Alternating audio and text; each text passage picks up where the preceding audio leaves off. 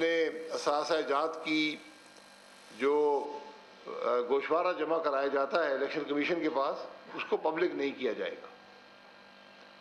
یہ ایک بڑی عجیب بات ہے کہ آج عوام کے نمائندے جو ہیں وہ قانون پاس کر کر اپنی جو اثاثہ جات ہیں وہ عوام سے چھپانا چاہتے ہیں۔ یہ اس میں کیا منطق ہے میری سمجھ میں تو نہیں آتا۔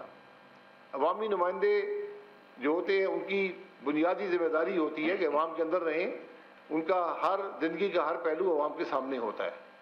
آج آپ ایک قانون کے ذریعے اس ذمہ داری کو جو آپ کی ہے کہ آپ کی کیا اثاثہ جات ہیں، اس کو ایک سیکیورٹی کے معاملے میں کہ اگر آپ کی جان کو خطرہ ہو، آپ کے مال کو خطرہ ہو تو آپ عوام کے سامنے اپنے اثاثہ جات نہ رکھیں۔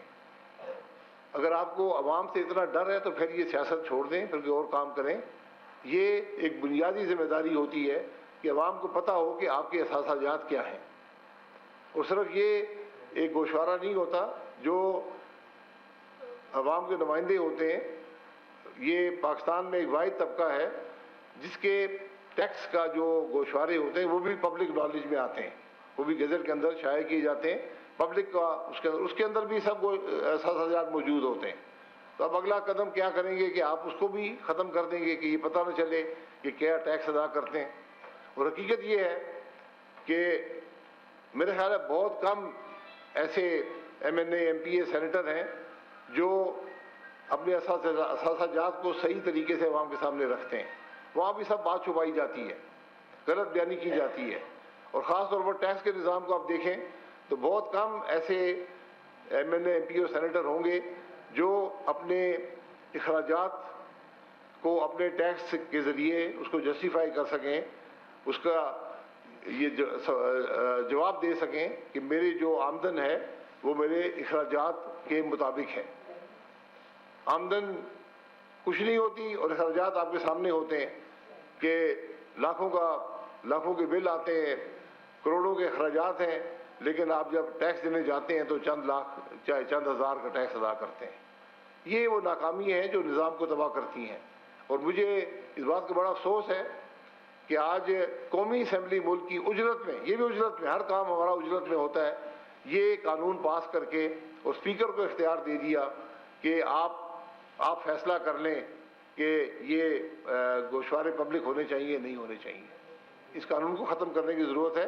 یہ ایک کالا دھبا ہے اس ملک کے پارلیمان پر، لیکن بدقسمتی سے ہم نے اتنے کالے دھبے مول لیے ہیں کہ ہمیں اب ان باتوں کی پرواہ ہی نہیں ہے کہ عوام کیا سوچتے ہیں، عوام کی رائے کیا ہوتی ہے، عوام کی کیا تکالیف ہیں، عوام کے مسائل کیا ہیں۔ اور یہ بدقسمتی سے آپ جب ان سب باتوں کو دیکھیں تو بعد جا کر آخر میں چاہے وہ گل پلازہ کا ثانیہ ہو، چاہے وہ آئینی ترامیم جو کی جاتی ہے، آئینی اور قانونی ترامیم کی جاتی ہیں، یہ اس کے مسائل کا آپ کا جو جڑ ہے وہ آپ کو الیکشن کے اندر ملے گی۔ جس ملک میں الیکشن فیئر نہ ہو، جس ملک کے اندر الیکشن چوری ہوتے ہوں، جو لوگ ایوانوں میں بیٹھے ہوں، عوام کے نمائندے نہ ہوں، اس ملک میں پھر یہی معاملات ہوتے ہیں جو آج ہمارے ہیں۔ ان خرابیوں کو آج درست کرنے کی ضرورت ہے، ان پر بات کرنے کی ضرورت ہے، ان خرابیوں کو درست کرنے کی ضرورت ہے۔ آخر میں بات کر دیتا ہوں جو غازہ کونسل آف پیس کی بات ہے، اس میں پھر میں یہ کہوں گا کہ ہم نے پھر بھی شاید اجرت سے یہ کام کیا ہے۔ ہمیں ہمارا موقف اس معاملے پر بڑا واضح ہونا چاہیے۔ ہمارا موقف فلسطین کے عوام کا موقف ہونا چاہیے جو وہ چاہتے ہیں، کسی اور کا موقف پاکستان کا موقف نہیں بن سکتا۔ ہماری ہمدردی فلسطین کے عوام سے ہے، جو وہ چاہیں گے ہم اس کے ساتھ ہیں۔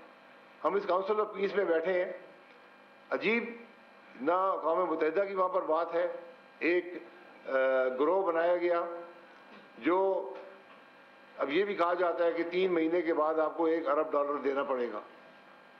یہ بات کی سطح درست ہے، یہ اخبارات میں آئی ہے کہ اس کا ممبر رہنے کے لیے آپ کو $1 ارب دینے پڑیں گے۔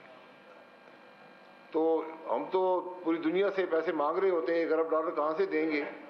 اب آپ کو حکومت یہ ضرور بتائے گی کہ $1 ارب کوئی بڑی رقم نہیں ہے۔